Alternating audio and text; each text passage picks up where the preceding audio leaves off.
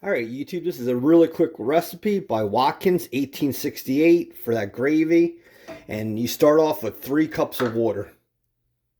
All right, YouTube, so take that mix, put it in the water.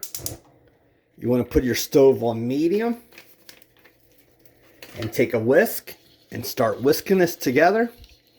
You'll see it start to change color to like a dark brown.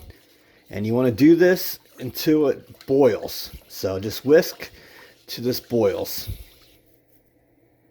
All right, so we're done. Just let that come to a boil. This is only $1.69 on Amazon. I'll put a link in the description so you can get this. It makes for really good recipes. It always has directions on the back. Okay, YouTube, this came to a boil. Now turn your stove down to low and let this simmer for a minute, and then we're done. And that's ready now, YouTube. Look at the dark color. You can't go wrong with that gravy for $1.69.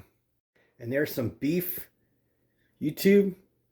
Now look at that. You could put that nice gravy over top of that. You could use flour if you want to thicken it, but look at that. Really good. Hit the like button, subscribe. Talk to you later. Bye-bye.